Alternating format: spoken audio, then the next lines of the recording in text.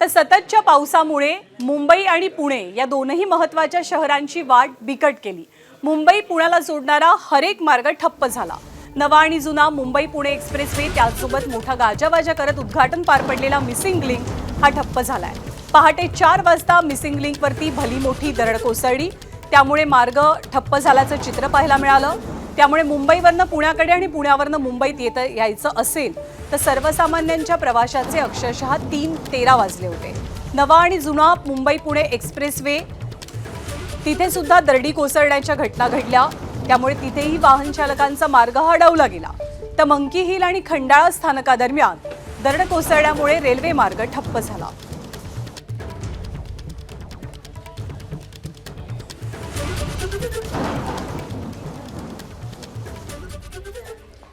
तर मोठ्या थाटामाटात उद्घाटन आणि हजारो कोटींचा खर्च, पण सगळं काही पावसाच्या पाण्यात वाहून गेलं असंच म्हणण्याची वेळ आली। कारण मुंबई पुणे एक्सप्रेसवेवरील मिसिंग लिंकचा पहिल्याच पावसात फज्जा उडालाय। आधी खड्डे आणि आता थेट मार्गावरती दरड, यामुळे मिसिंग लिंकच्या कामाच्या दर्जावर अनेकांनी प्रश्नचिन्ह उपस्थित केलं।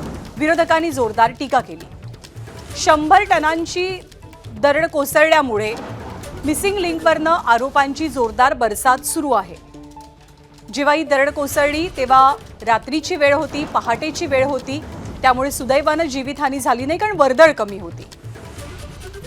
परंतु ही दरड कोसळल्यामुळे पुण्यावरनं मुंबईकडे येणारी लेन पूर्णपणे बंद झाली। त्यानंतर पोकलेनसह मोठमोठ्या मशीन्सच्या मदतीनं दरड हटवण्याचं काम युद्धपातळीवरती हाती घेतलं गेलं। मात्र घाटमाथ्यावरती होणारा पाऊस आणि धोके लक्षात घेऊन मिसिंग लिंकचं बांधकाम का झालं नाही असा प्रश्न आता निर्माण केला जातोय। त्यामुळे मोठ्या गाजावाजात लोकार्पण झालेल्या विकास कामांच्या त्रुटींचा सुद्धा गाजावाजा पाहायला मिळतोय।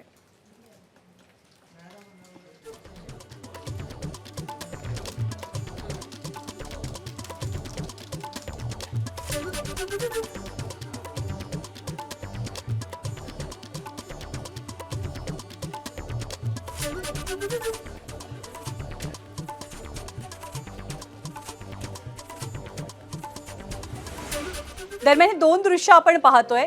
जेव्हा नवीन उद्घाटन झालेलं होतं त्यावेळची मिसिंग लिंकची दृश्य आणि आत्ताची मिसिंग लिंकची दृश्य, दरडी कोसळल्या आणि त्यामुळे मिसिंग लिंकची वाहतूक ही सध्या पूर्णपणे बंद आहे।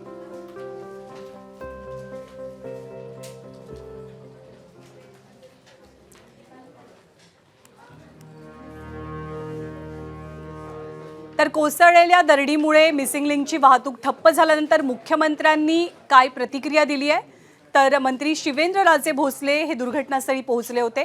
त्यांनी काय म्हटलं जाणून घेऊया। मुंबई पुणे जो आपला आहे त्याच्यावर तर आपल्याला कल्पना आहेच। त्याही ठिकाणी मोठ्या प्रमाणात म्हणजे जवळपास 100 टन मलबा हा त्या ठिकाणी इतक्या मोठ्या प्रमाणात लँडस्लाइड झालेला आहे आणि अशा भागात झाला आहे की ज्या ठिकाणी साधारणपणे यापूर्वी कधी होत नाही अशा भागामध्ये हा लँडस्लाइड झालेला आपल्याला पाहायला मिळतोय।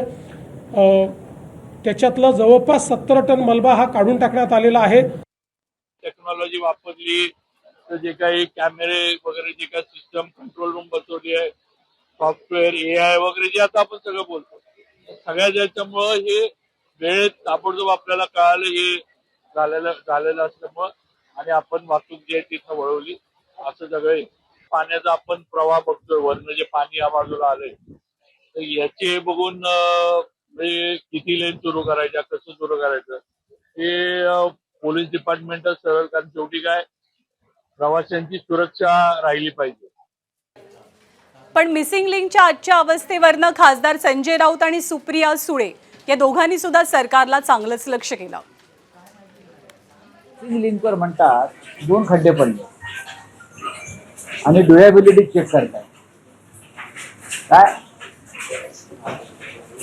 मुख्यमंत्र्यांनी जाऊन पाहावा का अवस्था अख्खा मिसिंग लिंक कोसळला। याचं कारण भ्रष्टाचार, दलाली आणि बेफिकी। आपलं कोण काय वाकडं करणार, आपापल्या ठेकेदारांना कामं दिलेली आहेत आणि अख्खं मिसिंग लिंक आता तुम्ही जे काय ढोल वाजवत कौतुक केलं, विकास काय आहे वगैरे दाखवलं, तुम्ही जाऊन आता विकास पहा। एकतर महाराष्ट्राच्या माननीय मुख्यमंत्र्यांनी तातडीने एक इमर्जन्सी डिक्लेअर करावी, आढावा या सगळ्या इन्फ्राचा घ्यावा आणि महाराष्ट्राला काय सत्य आहे हे महाराष्ट्राच्या माननीय मुख्यमंत्र्यांनी स्टेटमेंट करणं अतिशय गरजेचं आहे. मी सगळ्यांना आवाहन करते, विनंती करते की जेवढा प्रवास टाळता येईल तेवढा टाळला पाहिजे. पण माझी मागणी आहे की या सगळ्या इन्फ्रास्ट्रक्चरची पारदर्शक इन्क्वायरी झाली पाहिजे. मी करप्शन आता म्हणणार नाही कारण का अजून माहिती आलेली नाही, पण जरूर ह्या इन्फ्रास्ट्रक्चरमध्ये किती पैसे खर्च झाले, सेफ्टी ऑडिट झालं का, आणि जर झालं असेल तर ह्या सगळ्याचा नॅचरल डिझास्टरचा विचार केला का नाही जेव्हा या मिसिंग लिंकचा प्लॅन केला, या सगळ्याची उत्तरं महाराष्ट्र सरकारला द्यावी लागतील.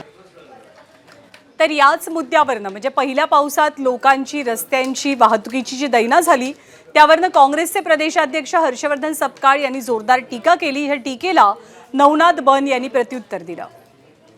स्वतःला इन्फ्रामॅन म्हणून घेणारे जे आहेत हे मुळात हे या सर्वांच्या पाठीशी जे आहे ते देवेंद्र फडणवीस आहे. आणि हे सर्व जे चाललंय हे भ्रष्टाचारामुळे चाललंय. आणि या भ्रष्टाचारामुळे चालत असताना महाराष्ट्राचा मुख्यमंत्री हे स्वतः डिझास्टर मॅन आहे आणि करप्शन मॅन आहे. आणि त्याच्या डिझास्टर मॅन ते असल्यामुळे आणि त्यांनी वारेमाप करप्शन केल्यामुळे अशा अनेक ठिकाणी येणाऱ्या दिवसामध्ये हे चित्र बघायला मिळणार आहे. आजपर्यंत काँग्रेसच्या काळामध्ये शेतकऱ्यांवर गोळ्या झाडल्या, शेकडो निष्पाप शेतकऱ्यांची हत्या केली. कुठल्या काँग्रेसच्या मुख्यमंत्र्यांवर गुन्हा दाखल केला?